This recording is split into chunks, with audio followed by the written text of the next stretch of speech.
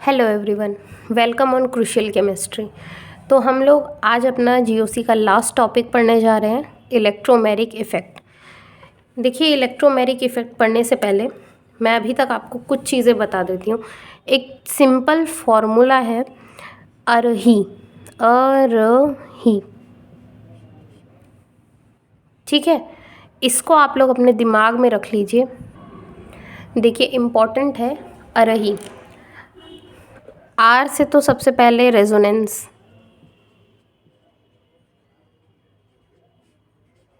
ठीक है। एच से हाइपर कॉन्जुगेशन, आई से आपका बनता है इंडक्टिव इफेक्ट। ये तीनों हम पढ़ चुके हैं। ए से हमारा बनता है एरोमेटिसिटी। एरोमेटिसिटी एरोमेटिसिटी एक अलग ही टॉपिक है, थोड़ा ब्रॉड टॉपिक है। जनरली लोग उसको जीओसी में ही पढ़ाते हैं, बट मैं उसको जीओसी में नहीं पढ़ाती क्योंकि ये थोड़ा ब्रॉड टॉपिक है।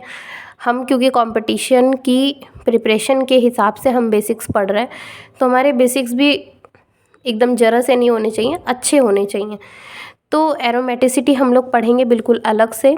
एक उसकी अच्छी सी थोड़ी सी बड़ी क्लास होगी, तो उसमें हम लोग अपनी एरोमेटिसिटी को कंप्लीट करेंगे। बहुत टफ नहीं है, बट इसका कॉन्सेप्ट आपको समझना पड़ेगा। कुछ चीज़ें लर्न करने की भी हैं, वो आप कर लीजिएगा।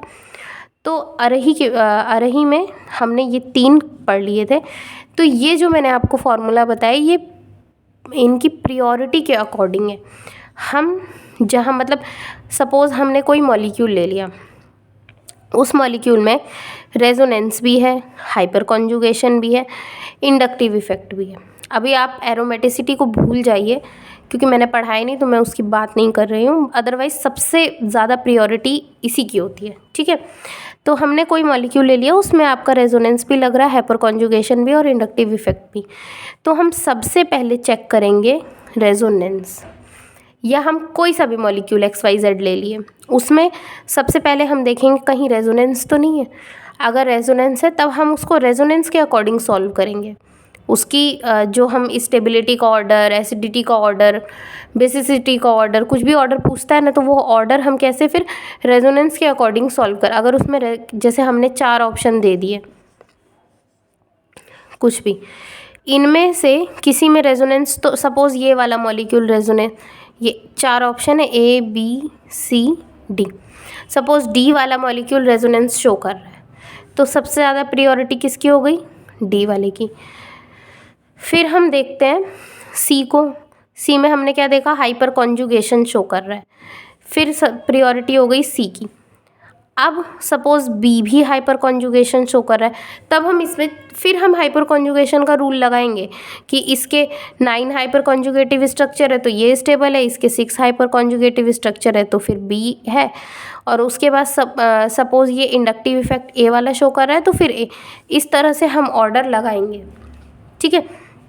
तो कोई भी मॉलिक्यूल हमें दे दिया जाए, हमें यही ऑर्डर फॉलो करना है। सबसे पहले हमें रेजोनेंस देखना है, फिर हमें हाइपर कॉन्जुगेशन देखना है, फिर हमें इंडक्टिव। अगर एक से ज़्यादा मॉलिक्यूल में रेजोनेंस प्रेजेंट है, तब हम रेजोनेंस का रूल लगाएंगे। क्या क्या रूल था कि सबसे ज़्यादा क्या, भाई मैंने आपको 5-6 रूल लिखवाए थे, ऐसे करके एक सीरीज़ बनवाई होगी मैंने आपको, कि न्यूट्रल स्टेबल होता है, देन चार्ज्ड वाला स्टेबल होता है, फिर ऑक्टेट कंप्लीट वाला, एक सीरीज़ मैंने आपको लिखवाई थी। तो आप उस सीरीज़ को तब फॉलो करेंगे जब एक से ज़्यादा मॉलिक्यूल रेजोनेंस शो कर रहा होगा, ठीक है। और अगर सपोज़ ये ए भी इंडक्टिव इफेक्ट शो करे, डी भी इंडक्टिव, तब हम आगे देखेंगे, ठीक है। बट ऑर्डर आपको अरही वाला ही फॉलो करना है, ओके। जीओसी एक बार कंप्लीट हो जाए, फिर हम लोग एक लेक्चर लेंगे, उस पर हम लोग जीओसी के ढेर सारे क्वेश्चंस को सॉल्व करेंगे, ठीक है।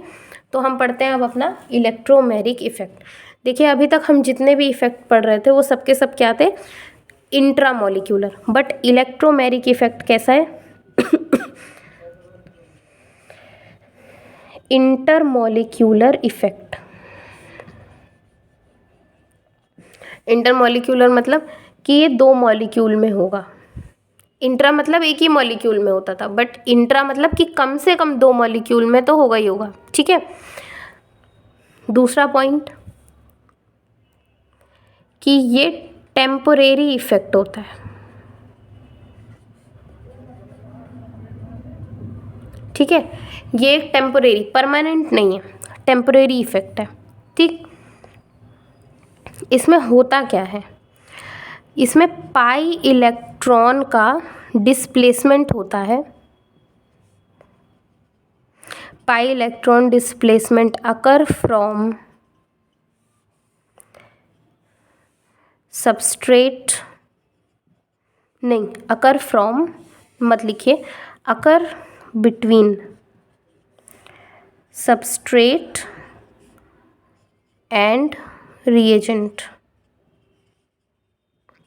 ठीक है, देखो होता क्या, जैसे हमने कोई एक सबस्ट्रेट ले लिया, इससे बन रहा है प्रोडक्ट, और यहाँ हमने एक रिएजेंट ले लिया हुआ है।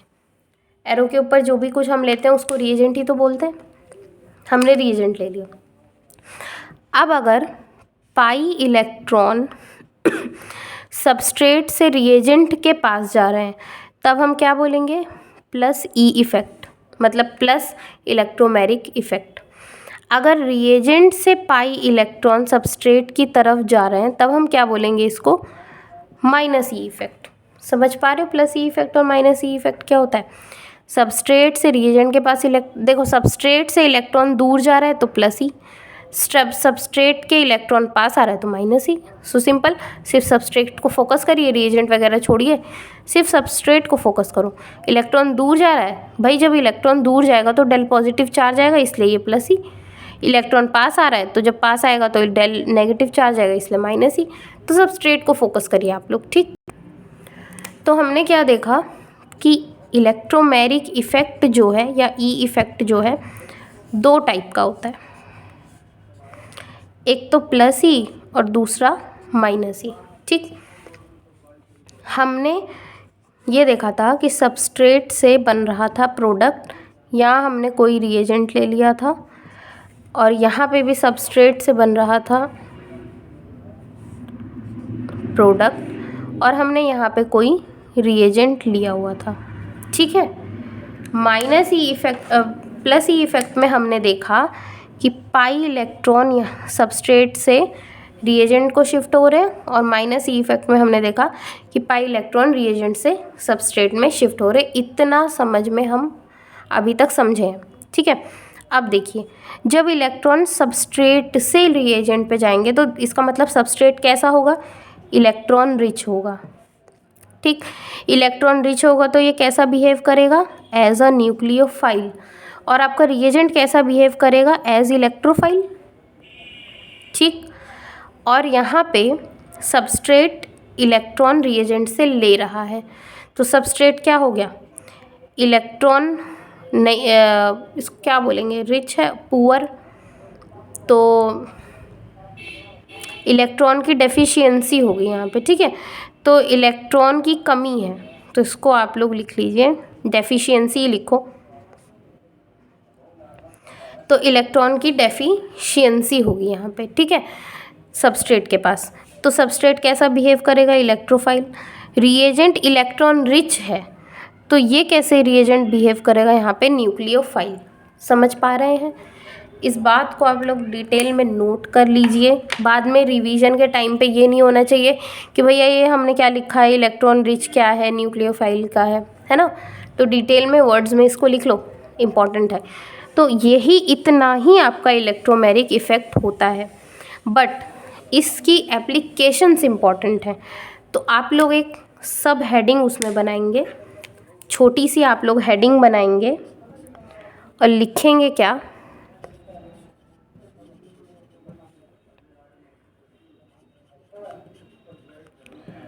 Application of electromeric effect. ठीक है, आप लोग यही लिखेंगे, एप्लीकेशंस ऑफ इलेक्ट्रोमेरिक इफ़ेक्ट। यही आप लोगों का इम्पॉर्टेंट है, और इसकी एप्लीकेशंस पे आप लोग लिखते चलिए। पहली एप्लीकेशन इसकी होती है एसिडिटी फाइंड करने में हेल्प करता है। दूसरी होती है बेसिसिटी को फाइंड करने में हेल्प करता है। तीसरी होती है रोटेशनल एनर्जी बैरियर। चौथा होता है हीट ऑफ हाइड्रोजिनेशन।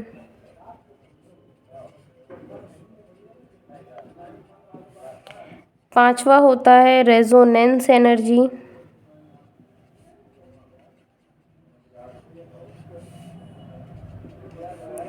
सिक्स्थ होता है बॉन्ड एनर्जी।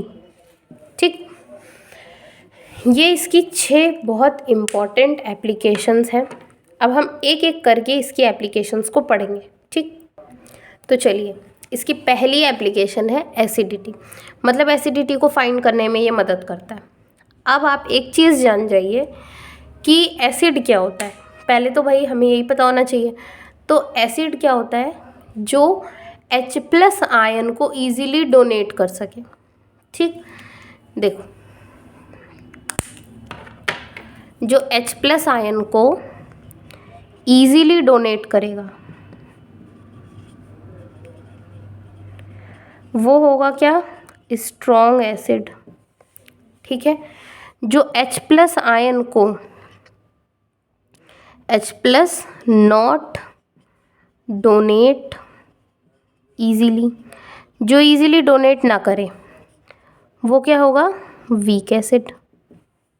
ठीक, ये तो आपकी एकदम बेसिक बात हो गई। अभी एक सपोज मैंने मॉलिक्यूल ले लिया AH। अब मैंने क्या किया, ये A जो है वो A-,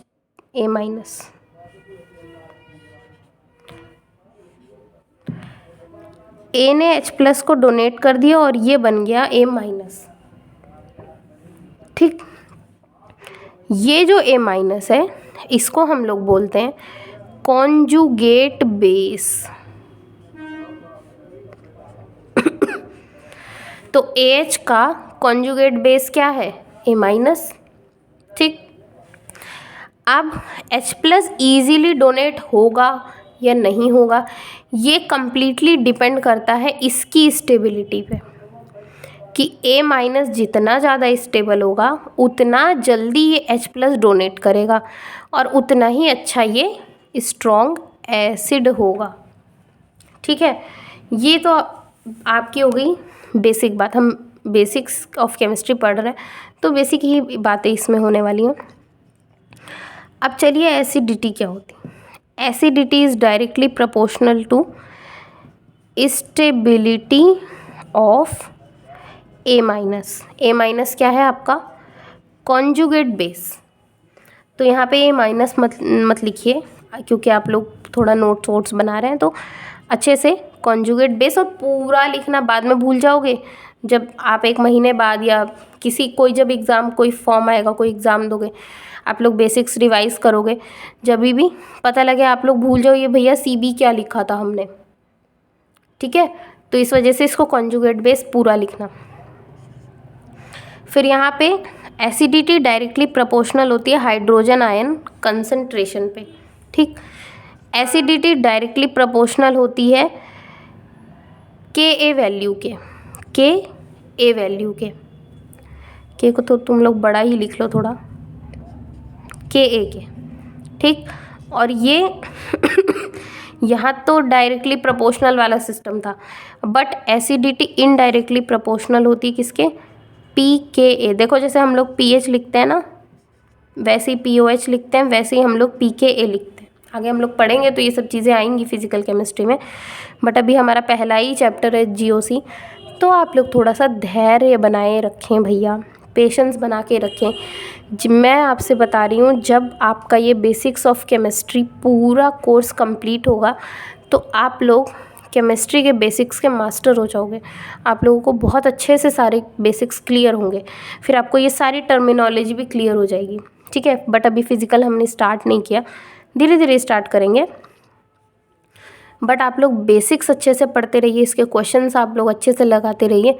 मैं दावे के साथ मैं कह सकती हूँ कि आपका कंपटीशन आराम से क्लियर होगा। ठीक, तो ये हमारी एसिड की कहानी थी। अब एसिड हम पता कैसे करेंगे, है ना, कि एसिड कितना अच्छा एसिड है। ठीक है, तो हम लोग एक एग्जांपल से देखते हैं कि हम एसिडिटी के क्वेश्चंस कैसे सॉल्व कर सकते हैं, कैसे एसिडिटी आती है, हम कैलकुलेट कैसे कर सकते हैं। तो इस तरह से आपको एक क्वेश्चन दे दिया जाएगा। देखिए, आप लोग परेशान मत होइए, जैसे ही आपका जीओसी, आज ही आपका जीओसी का लेक्चर जैसे ही ख़त्म होगा, इलेक्ट्रोमेरिक वाला टॉपिक कंप्लीट होगा, उसके बाद हम 1-2 लेक्चर में सिर्फ क्वेश्चंस ही प्रैक्टिस करेंगे कि जीओसी के क्वेश्चंस कैसे आते हैं। तो उसमें कुछ कुछ चीज़ें हैं छोटी छोटी, मैं आपको वो स्पेशली बताना चाहती हूँ क्योंकि वो क्वेश्चंस में यूज़ होते हैं और उसकी वजह से क्वेश्चंस आपका गलत हो सकता है। तो इस वजह से छोटी छोटी चीज़ें हैं, मैं आपको वहीं पे बताऊंगी जो कि बची हैं। यहाँ पे आपका कॉन्सेप्ट पूरा कंप्लीट हो रहा है, बट क्वेश्चन के अकॉर्डिंग कुछ कुछ पॉइंट्स हैं जो पता होने चाहिए, तो उसको हम लोग क्वेश्चंस में ही सॉल्व करेंगे। तो एक आध सेक्शन मैं आपका ले लूँगी जिसमें क्वेश्चंस एग्ज़ाम में किस तरह पूछे जाते हैं जीओसी के, वो मैं आपको क्लियरली बता दूँगी। बाकी आप लोग बुक से क्वेश्चंस को लगाते रहिए, ठीक है, तभी आपका कॉन्सेप्ट स्ट्रॉन्ग हुआ। भाई देखिए, यहाँ पे मैं, क्योंकि वीडियो है तो मैं आपको बहुत क्वेश्चन तो प्रैक्टिस नहीं करवा सकती, इस वजह से मैं आपको कुछ इम्पॉर्टेंट एग्जांपल्स की प्रैक्टिस करवा दूँगी। एक लेक्चर मैं आपका ले लूँगी जीओसी के क्वेश्चंस पे, और बल्कि सभी चैप्टर कंप्लीट होने के बाद 1-2 लेक्चर्स में लूँगी क्वेश्चंस पे। तो आप लोग परेशान मत होइए, आप लोगों को पता चल जाएगा कि एग्ज़ाम में क्वेश्चंस कैसे आते हैं। बट क्वेश्चंस की वैराइटीज़ सारी मैं नहीं करा पाऊँगी, तो आप लोग बुक ले लीजिए जनरल ऑर्गेनिक केमिस्ट्री की। मैंने इससे पहले वाले लेक्चर में बता रखी हैं किताबें, आप कोई भी बुक ले लीजिए और उससे आप लोग प्रैक्टिस कंटिन्यू करते रहिए, ठीक है। तो ये क्वेश्चन है, हमें इसमें बताना है एसिडिटी का ऑर्डर, ठीक है। कैसे बताएंगे, ये ए है, बी है, ये सी है और ये डी। तो हम कैसे बताएंगे कि एसिडिटी क्या। देखिए, मैंने अभी आपको एक फॉर्मूला बताया था और उस फॉर्मूले में मैंने आपको बताया था कि एसिडिटी क्या है, कॉन्जुगेट बेस की स्टेबिलिटी पर डिपेंड करती है। जितना अच्छा आपका कॉन्जुगेट बेस होगा उतनी ही अच्छी आपकी एसिडिटी होगी। तो यहाँ पे कॉन्जुगेट बेस मतलब कि सबसे ज़्यादा एसिडिक हाइड्रोजन कौन सा, वो निकाल देंगे। तो जब मैंने एसिडिक हाइड्रोजन बताया था तो मैंने वहाँ बताया था कि इलेक्ट्रोनेगेटिव एटम से directly attach hydrogen acidic hydrogen होता है। यहाँ पे एसिडिक हाइड्रोजन ये, ठीक है। अब इसकी हमने एसिडिक हाइड्रोजन निकाला, माइनस चार्ज लगा दिया, एसिडिक हाइड्रोजन निकाला, माइनस चार्ज लगाया, यहाँ पे भी हमने नेगेटिव लगा दिया। अब हमको कार्बेन आयन की स्टेबिलिटी बतानी है भाई, ठीक है। अभी देखिए, ये आपका जो जीओसी चल रहा है ना, ये जीओसी का फर्स्ट पार्ट कंप्लीट होगा इलेक्ट्रोमेरिक इफ़ेक्ट के बाद। इसके बाद हम लोग जीओसी का सेकंड पार्ट पढ़ेंगे, उसमें हम लोग stability of carbocation, stability of carbene ion, free radical, ये सारी चीज़ें हम उसमें पढ़ने वाले हैं, ठीक। तो आप लोग परेशान ना होइए, जीओसी ही चलेगा, अभी जीओसी कंटिन्यू चलेगा, बट ये थोड़ा सा आपका एकदम बेसिक वाला पार्ट है। तो ये बन गया क्या आपका कॉन्जुगेट बेस, ये सब कॉन्जुगेट बेस है, ठीक है। कार्बेन आयन नहीं, कार्बेन आयन मतलब सी पे माइनस चार्ज होता है, बट इसमें ऑक्सीजन पे माइनस चार्ज, तो ये आपका है कॉन्जुगेट बेस, ठीक। अब आपको बताना है कि कॉन्जुगेट बेस कौन सा ज़्यादा स्टेबल है, ठीक। देखिए, ये प्लस एच शो करेगा, ठीक, मिथाइल ग्रुप है, इलेक्ट्रॉन डेंसिटी बढ़ा रहा है, ये भी इलेक्ट्रॉन डेंसिटी बढ़ा रहा है, ये भी बढ़ा रहा है। यहाँ पे ये प्लस एच शो करेगा। मैंने आपको ऑर्डर क्या बताया था, अरे ही भाई, यहाँ पे एरोमेटिसिटी तो छोड़ ही दीजिए, हमने पढ़ा नहीं। रेजोनेंस है, रेजोनेंस है, बट CH3 के साथ नहीं है। तो इस तरह से रेजोनेंस नहीं, यहाँ पे हम हाइपर कॉन्जुगेशन ही चेक करेंगे। हाइपर कॉन्जुगेशन पे आते हैं तो यहाँ पे प्लस एच शो कर रहा है, यहाँ पे भी प्लस एच शो कर रहा है, बट हाइपर कॉन्जुगेशन आपका मेटा पोजीशन पे उतना इफ़ेक्टिव नहीं होता जितना ऑर्थो और पैरा पोजीशन पे होता है। तो यहाँ पे आपका प्लस आई शो करेगा, ठीक है, इंडक्टिव इफेक्ट। हाइपर के कॉन्जुगेशन के बाद इंडक्टिव होता है तो ये शो करेगा, यहाँ पे कोई इफेक्ट नहीं शो करेगा। तो आप लोग ये देखिए कि सब में इलेक्ट्रॉन डेंसिटी बढ़ रही है। कॉन्जुगेट बेस को स्टेबल होने के लिए ऐसा कुछ चाहिए ना जो इलेक्ट्रॉन खींचे। इसके पास तो पहले ही इलेक्ट्रॉन है, अब इस पर ऑलरेडी इलेक्ट्रॉन और इलेक्ट्रॉन बढ़ाए जा रहे हो, जब और इलेक्ट्रॉन दे रहे हो तो ये स्टेबल थोड़ा नहीं होगा, ये तो डीस्टेबलाइज हो जाएगा। तो यहाँ पे कोई वो नहीं है, मतलब कोई ग्रुप ऐसा नहीं है जो इलेक्ट्रॉन की डेंसिटी इसकी बढ़ाए। तो इस वजह से डी तो हमारा हो जाएगा मोस्ट स्टेबल, ठीक है।